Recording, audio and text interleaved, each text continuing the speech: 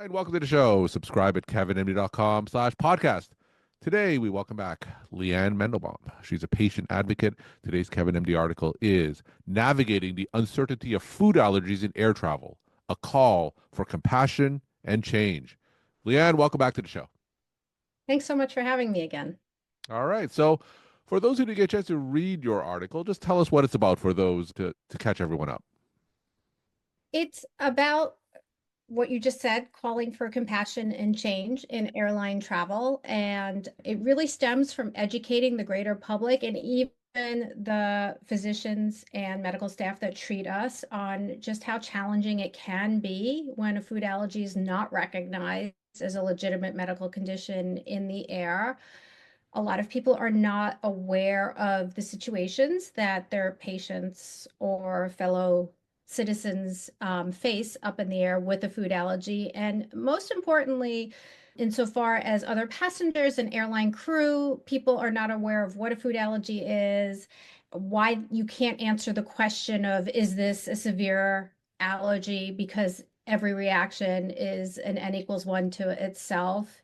And we wish we could answer it. If only it was that simple and I could say, I'm the person who's not going to react on a plane. And so I don't need to tell the people around me. I'll be just fine. So, and finally, it's about empowering people to take steps to be safer. And it can be done. And so that's part of my work as well.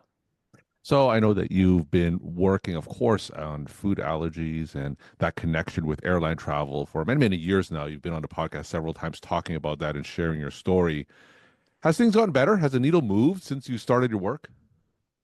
I think the needle has moved insofar as I do think we have greater public awareness of food allergies in general. Since we last talked, there was a survey of which I was a co-designer and co-author that was published in the Journal of Allergy and Clinical Immunology out of a team led by Ruchi Gupta and Chris Warren of Northwestern that surveyed almost 5,000 people with food allergies, and it's come up with some really good data that is helpful in educating the public because it's been really important that people not think that my work or things that other people are sharing are, just anecdotal. So now we really have data that for the first time, I think catches up to the patient's lived experience. And so then that data gets picked up by more mainstream outlets. And then, you do see a little more awareness and education. So the more that we have efforts like that and the more that good and bad experiences are talked about on social media, on platforms such as this, I do think there is greater awareness. Yet, one of the examples I gave in the article, and it's not the first time I've heard it from this airline, but there was something a little different where I've had passengers on this particular airline asked to use their auto injector prophylactically. And, made my head spin at the time. But this particular crew actually asked the mother and the son to stand at the back of the plane for 2.5 hours while they served the tree nuts. And, Mm. that struck me as just such a lack of education, between the fact that the auto injector is not a prophylactic, not being able to tell the people around you, just not taking the condition as a serious medical condition. So that exposes that we still have so much more to do, but yet I do see positive change since we last spoke. For a decade, I have been working with different legislators to get the right medications in the airline emergency medical kits. And in 2024 federal reauthorization of May of last year, we did get the wording in there to have the right medications for allergic reactions. We'll see what happens. FAA has a 2-year shot clock to make those changes, and there are wide sweeping changes in the emergency medical kit. So it's not just the allergic passenger. It's updating all the medications because there hasn't been an update since 2004, which should make everybody's head spin that the planes just don't have to. You have to have a medical kit that Mhm. mirrors the conditions in the century you're living, and that's not what we have right now. We have like voluntary, if they want to upgrade, great. If they don't, there's no guidance. Mhm. So, this is something that needs to happen. So I'm cautiously optimistic, or maybe I'm pessimistically optimistic about it. I don't Okay. want to we've been down this road before when we think, there's going to be change, but I think there's a shift. So, other than including things like auto ejectors in the plane's safety kit, have there been any meaningful change in terms of actual policy or procedures in terms of showing empathy and compassion for those with food allergies over the years? Maybe there's been a little more awareness. I want to step back to the auto injectors because the language says the right medication to treat anaphylaxis, and now we have nasal epinephrine. So there are choices now. So it could be either, Hmm. so really we need easy to use epinephrine where you don't need a medical professional, meaning the vial and syringe. So I just wanted to clarify that. So that's also something that's happened that gives airlines choices, people treating choices. So I'm hoping with more choices, more airlines choose to stock. I mean, unbelievably so. One of the like Delta has revamped their entire emergency medical kit voluntarily, has put Narcan in it, but will not put an auto injector or the nasal spray. So I mean, it's just we don't know what we're going to get until it's like mandated. Really, it needs to be mandated. I think you get voluntary recognition from airlines and they have policies, but no, there's nothing across the board. That's really what we fight for. Like, because one of the things the survey exposed, which was quite remarkable, is the trends are global of what passengers are experiencing. So, like, it's wherever you are in the world, these are the kind of issues you face on airlines. And this has to change. I mean, change is slow. It took a decade to get even the wording shifted for FAA reauthorization. So, in my years of advocacy, I've honed patience, which is something I probably didn't go in there with. But I mean, I do have hope. Even just being on this podcast and writing articles and, exposing the situations, which not everybody is even aware of, I think is positive. I think that, there have been articles in the mainstream media about reactions on planes, and I think that that helps because people don't understand. And that's one of the things I actually really want to get through to your viewers, especially those treating. And it's not just allergic patients. I would say people with celiac disease, people who have intolerances. Airlines are not subject to the same labeling laws that are on the ground. So Hmm. you can take a meal in the air that lists ingredients, as I've had several testimonials come up with, and it doesn't list your allergen and it can still be in there and it's legal. So my advice to anyone treating or anyone listening with an intolerance, an allergy, celiac, please don't accept the airline meal. It's a risk versus reward. There's no upside. This is a risk we can completely eliminate. And the physicians of the people that have reacted did not know to warn them not to take it. They don't know about these labeling loopholes necessarily. So how is the average person going to know? So I need to reach people to say, please tell people not to take the airline meal. I mean, when did you last go on an airline and say, I can't wait to fly them again because I can't wait to have that meal? I Hmm. mean, it's just not worth it. Yeah. You bring your own food. It's an easy fix. So we're speaking in February of 2025, just for my viewers to kind of understand what those with food allergies have to go through before they travel. Just talk to me about some of the precautions that they have to take today. Well, first of all, I think, you have to talk to your physician before you go away because everybody is different and everyone has a different risk. And I think it's important to have the conversation. And not only that, it's really important to have a letter to say that this is my patient. They need to travel with safe food and medications. And so that the air, it's, you don't want your patient, and sometimes this happens, you don't want to argue with airline crew. It doesn't end well these Hmm. days. Um, they're under a lot of stress. There's a lot more besides allergies on their mind. And having a letter that says, this is my patient, they have this allergy, they need to carry their safe meds. Because there's lots of people that I've read about and also taken testimonials from that have been thrown off a plane for not having an auto injector, have the auto injector. And actually, I tell people save the box. Even if you carry it in a carrier, I push the box down and I have it in my carry-on luggage because every once in a while you could get that TSA agent that says, is this yours? Where's the label? And so you want to know that. Know when you go to other countries that For example, if you're carrying a liquid antihistamine, it can be taken away if it's not a certain size. Hmm.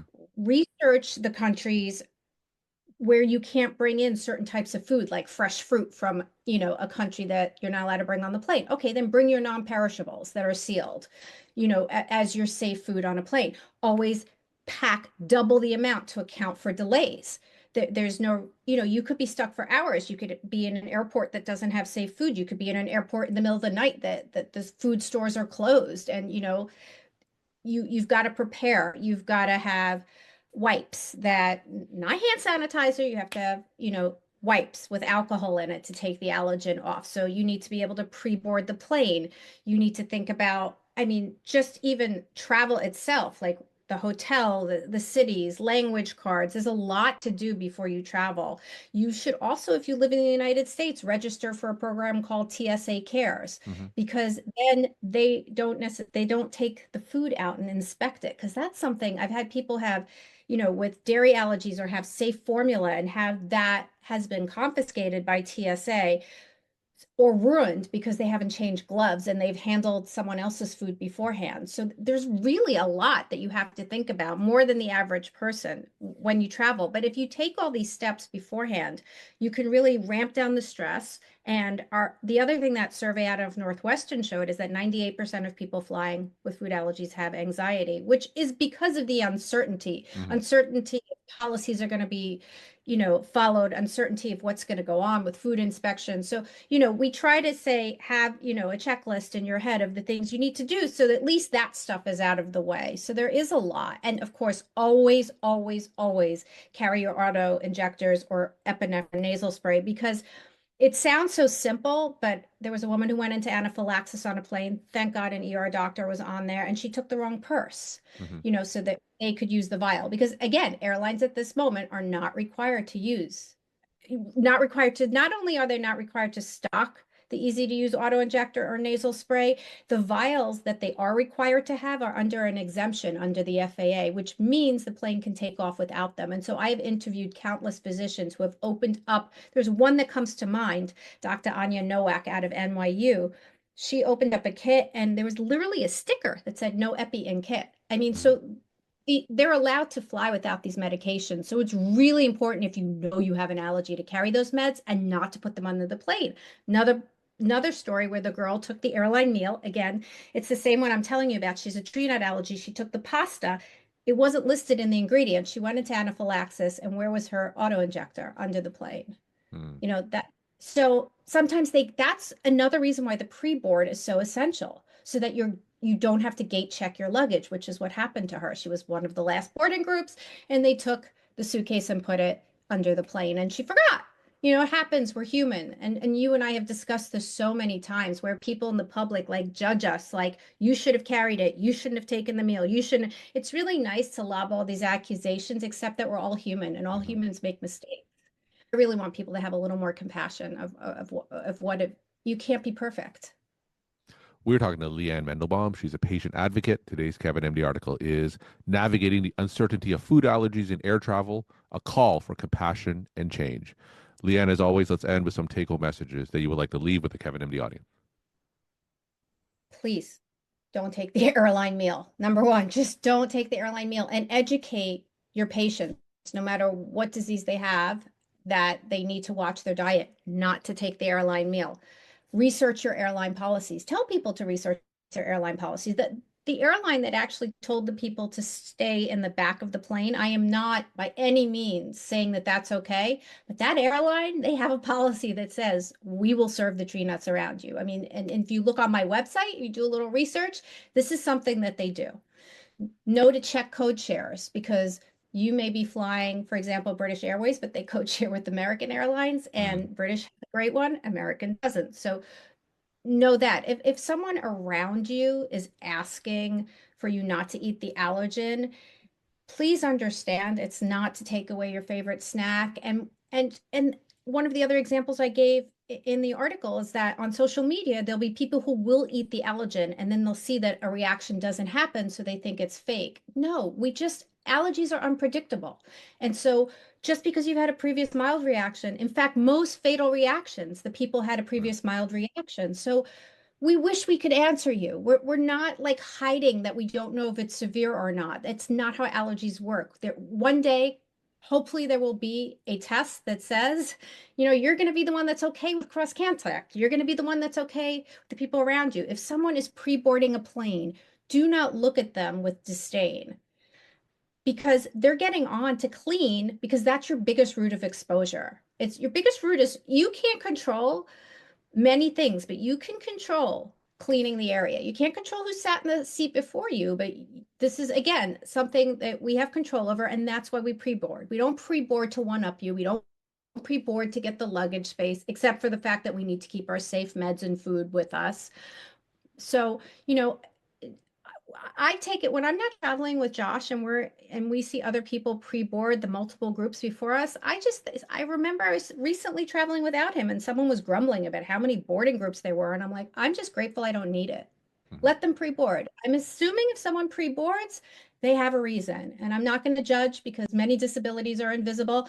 And be thankful. Be thankful you don't need it. There's no privilege in being on your hands and knees and scooping underneath the seat to see if there's a trace of an allergen or getting inside the seat pocket, which is disgusting, and wiping all around. That's not a privilege. You may look at it as a privilege because I'm getting on the plane before you, but it's not a privilege. And for physicians, give patients a note. It may seem simple, but it can take away, again, the confrontation with a staff member. If you ever have a chance to talk to people on an airline, talk to them about food allergies and why they should, implore their employer to like carry the right medications. Most flight attendants actually would like to be able to help passengers. So I think, educating passengers and flight crew that an auto injector or nasal spray is not a magic wand. And it can just buy you time. And if a reaction is very severe, it might not be enough. And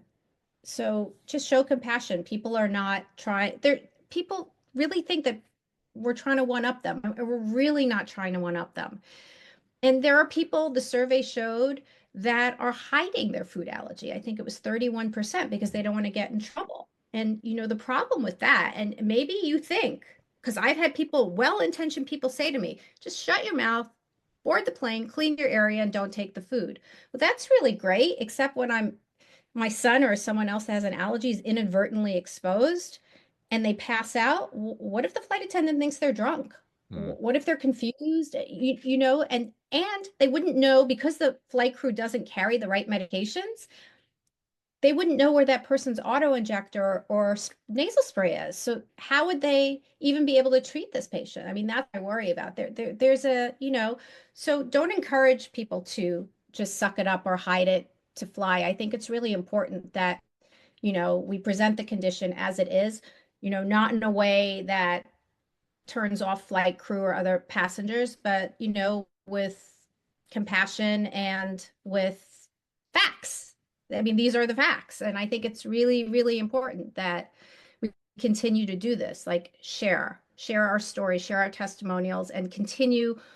I'm hoping what comes out of this survey is an actionable, what I'm working on now with lead author Chris Warren and Linda Herbert. We're working on an actionable tip list for physicians, like what we can say based on the data that patients need to do to fly safely, which is many of the Mhm. factors that you and I just discussed now. So it's one and the same, but nobody should be humiliated for having a food allergy. Nobody should be mocked by crew.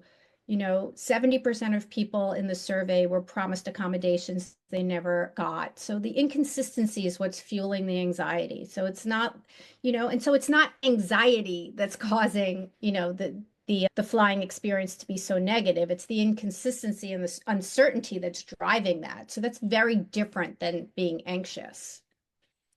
Lianne, thank you so much for sharing your perspective and insight. Thanks again for coming back on the show. Thank you. It's a pleasure to be here.